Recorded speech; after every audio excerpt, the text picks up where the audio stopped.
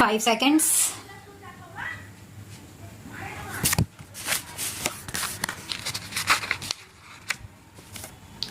I am extremely happy to be here with all of you at the International Day of the Disabled Persons.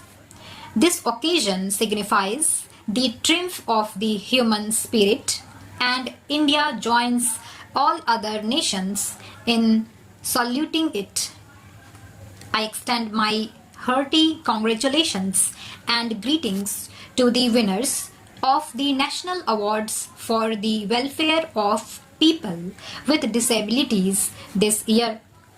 These national awards recognize the outstanding achievements of these persons with different abilities. They symbolize that disability is no impediment to attaining excellence, and that disabled people are second to none in any activity.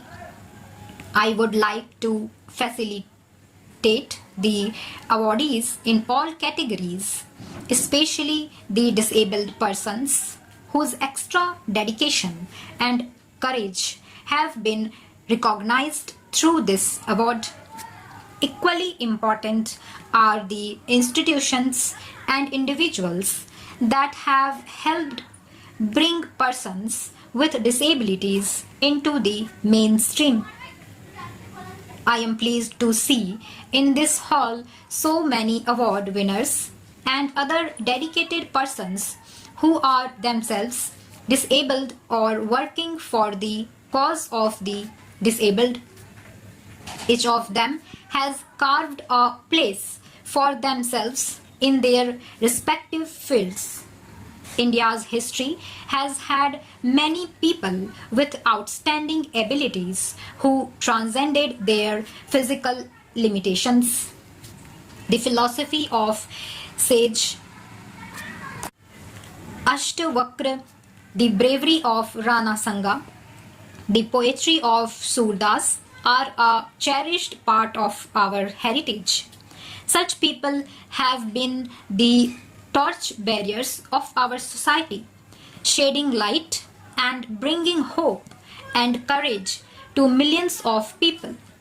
Today, too, there are many talented persons in music, dance, painting, literature who have surmounted physical challenges to achieve their goal. For example, the artists so dedicatedly paint using only their foot and mouth and create such wondrous pictures. Ved Mehta, one of our foremost writers, cannot see. The National Award Day is an appropriate occasion for introspection and future planning. The task before us is challenging. We need to prevent disability. We also need to train and rehabilitate disabled people through education, training, and productive employment. Prevention and early detection of disability needs good health services. Nutrition, family planning, and immunization programs like the pulse polio have to be strengthened. In this connection, I am happy to announce that the National Pilot Project for Early Intervention to prepare the mentally challenged persons to integrate with family and community that I had inaugurated in June this year is being extended to cover 1 lakh children. We can take the help of technological progress for the disabled persons. I would like that the price of all such aids and appliances is reduced through appropriate social and government intervention so that even the poorest person can use these devices and improve the quality of his life. The physical environment in which the disabled live and work has to improve.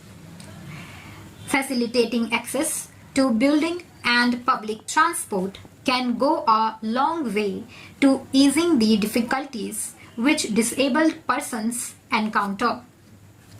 Constructing ramps, modifying transport, etc. will help create a barrier-free environment for the disabled. Such efforts would give greater autonomy to the disabled. Society owes this much to our disabled citizens, as often it is the socio-economic conditions that have created the disability. We must use the many scientists, engineers, and technicians, both in the government and in the private sector, to research and develop techniques and products that will benefit the disabled. The social sector has so far been the responsibility of the government. Liberalization is now transferring more responsibility on the private sector. The government and the non-government sectors have to work together, especially in the social sector. Laws have to be changed to facilitate the disabled. Society's attitude too must change from pity to active compassion. Only then can the disabled get their rightful share of all benefits that society can offer. Healthcare, education, and employment are the critical areas where the disabled need greatest support. They also need social rehabilitation, both within their families and in their neighborhoods. There are rigidities in the system because of which the disabled are not able to use even the facilities that the law provides. There are few facilities that will help them even cast their vote. These legal, administrative, and physical barriers must be removed. The government, NGOs, and professionals have to get together and identify how to provide these critical services to the disabled, especially for disabled women in rural and far-flung areas who are the worst sufferers. We must pay extra attention to the northeastern states and to Jammu and Kashmir. I again applaud today's awardees for doing so well in their chosen fields despite several odds. Their success is due not just to their indomitable spirit, but also to the wholehearted support of their family and community, which needs to be acknowledged.